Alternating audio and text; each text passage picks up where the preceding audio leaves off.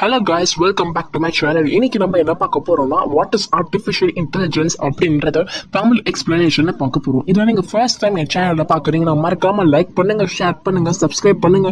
Subscribe button கீழே இருக்கிற all அப்படிங்கிற ஆப்ஷனை மறக்காம கிளிக் பண்ணுங்க. So let get started.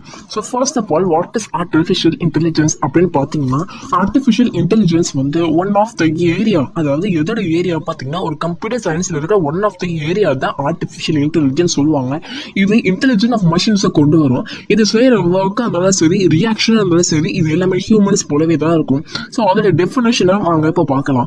AI is an area of a computer science that emphasizes the creation of intelligent machines that works and reacts like humans.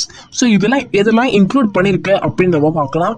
Speak, approval, அதே மாதிரி போல problem solving, learning and planning. So இதுதான் இதெல்லாம் include பண்ணிருக்கு. அதுக்கப்புறம் வாங்க ஒரு 2 minutesல AI யார் ரிசர்ச் பண்ணா அப்படின்னு சொல்றத, யார் ரிசர்ச் பண்ணி ஸ்டார்ட் பண்ணா அப்படின்னு சொல்றத நம்ம பார்க்கலாம். World War IIக்கு அப்புறமா நம்ம நிறைய பீப்புள்ஸ் வந்து தன்னந்தனியாவே வந்து வேலை செய்ய ஆரம்பிச்சிருக்காங்க. அதாவது ஒரு இன்டெலிஜென்ட் மஷின்ஸ் மூலமா ஸ்டார்ட் பண்ண ஆரம்பிச்சாங்க. So first intelligent mathematician Alan Turing அப்படின்றவர் வந்து ஃபர்ஸ்ட் இந்த லெக்சரை கொண்டு வந்தாரு. எத்தனாவது இயர் பார்த்தீங்கன்னா 1947ல. அதுக்கப்புறம் 1950s நிறைய ரிசர்ச்சர்ஸ் வந்து AI பேஸ் பண்ணி நிறைய ஒர்க்ஸ் அவங்க ப்ரோக்ராமிங் கம்ப்யூட்டர்ஸ் எல்லாம் கொண்டு வர ஆரம்பிச்சாங்க. இதுதான் when did AI research start க்கான ஆன்சர். ஸோ இது எல்லாத்தையும் நான் வந்து உங்களுக்கு PDF கன்வெர்ட் பண்ணி கீழே இருக்க டிஸ்கிரிப்ஷன் பாக்ஸ் கொடுப்பேன். ஸோ மறக்காம நீங்க அதை கிளிக் பண்ணி இன்னொரு நிறைய டீட்டெயில்ஸ் நீங்க வந்து பெற்றுக்கூடலாம். ஸோ நெக்ஸ்ட் நம்ம என்ன பார்க்க போறோம்னா future of AI. So future of ஏஐல என்னென்ன டெக்னாலஜிஸ் இருக்கு அப்படின்னு பார்த்தீங்கன்னா பிக் டேட்டா அப்படின்றது இருக்கு, robotics, IoT is nothing but internet of things அப்படின்றது தான் வரப்போகுது. இதுதான் ஃபோர்ஸபிள் ஃபியூச்சர்ல இதுல வரப்போகுது AI மூலமா. ஸோ நெக்ஸ்ட் நம்ம டைப்ஸ் ஆஃப் ஆர்டிஃபிஷியல் இன்டெலிஜென்ஸ் அப்படின்றத பார்ப்போம். டைப்ஸ் ஆஃப் ஆர்டிஃபிஷியல் இன்டெலிஜென்ஸ் 2 இருக்கு. ஒன்று ஆர்டிஃபிஷியல் நேரோ இன்டெலிஜென்ஸ், இதை தான் ANI அப்படின்னு ஷார்ட்டா சொல்லுவாங்க. இன்னொரு டைப் என்னன்னு பார்த்தீங்கன்னா ஆர்டிஃபிஷியல் ஜெனரல் இன்டெலிஜென்ஸ், இதை AGI அப்படின்னு ஷார்ட்டா சொல்லுவாங்க. ஸோ ANI அதாவது ஆர்டிஃபிஷியல் நேரோ இன்டெலிஜென்ஸை பற்றி இப்போ பார்க்கலாம்.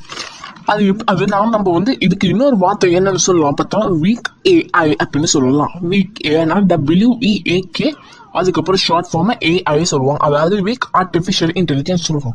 இதுக்கு டெஃபினேஷன் என்ன பார்த்தீங்கன்னா which is designed to perform a narrow task. For example பார்த்தீங்கன்னா ஜஸ்ட் டிரைவிங் அ கார், இதுதான் இதோட எக்ஸாம்பிள். ஸோ நெக்ஸ்ட் என்னன்னு பார்த்தீங்கன்னா ஆர்டிஃபிஷியல் ஜெனரல் இன்டெலிஜென்ஸ், அதாவது AGI. இது என்னன்னு சொல்லுவாங்கன்னா ஸ்ட்ராங் AI அப்படி இல்லைன்னா full AI. Strong artificial intelligence அப்படி இல்லைன்னா full artificial intelligence.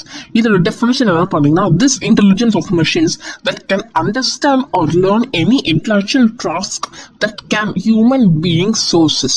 So human beings என்னெல்லாம் பண்ணுமோ அதெல்லாம் இது நல்லாவே பண்ணும். ஸோ அதுதான் ஆர்டிஃபிஷியல் ஜெனரல் இன்டெலிஜென்ஸ் அப்படின்னு சொல்லுவாங்க.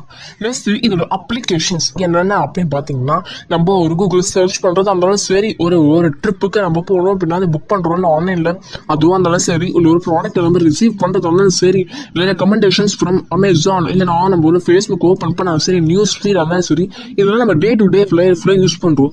இதுக்கு பின்னாடிலாம் AI வந்து பேக்ரவுண்டா ஒர்க் ஆகிட்டு இருக்கு. ஸோ இதுக்கான அப்ளிகேஷன்ஸ் நம்ம என்னென்னு பார்த்தீங்கன்னா மேப்ஸ் அண்ட் டைரக்ஷன் சொல்லுவாங்க. ரைட் ஷேரிங் ஆப்ஸ்லாம் நம்ம வந்து லைக் ஊபர், ஓலா இதெல்லாம் சொல்லுவாங்க. Financial institutions, fraud prevention, music recommendation, product recommendation, Google predictive searches, AI autopilot, social networking, education, smartphone device, smart personal assistants. So இதெல்லாம் applications of AI. Next வந்து 3 domains of AI என்னென்ன அப்படி பார்த்தீங்கன்னா data, computer vision, natural language processing. So இதெல்லாம் வந்து 3 domains of AIன்னு சொல்லுவாங்க. Next further applications of AI வந்து 2 இருக்கு. அது என்னன்னு பார்த்தீங்கன்னா மெஷின் லேர்னிங், அதாவது ML, அதுக்கப்புறம் டேட்டா அனலிட்டிக்ஸ். ஸோ இதெல்லாம் தாங்க ஆர்டிஃபிஷியல் இன்டெலிஜென்ஸ். இது ஒரு சிம்பிளான வீடியோ.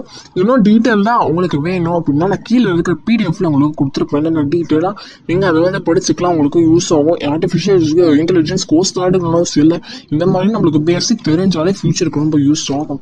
ஸோ மறக்காம என் சேனலில் சப்ஸ்கிரைப் பண்ணிடுங்க, லைக் பண்ணுங்க. உங்களுக்கு ஏதாவது சார் இன்னும் நிறைய வீடியோஸ் போகணும் அப்படின்னு நீங்கள் மறக்காம கமெண்ட் பண்ணுங்க. தேங்க்யூ.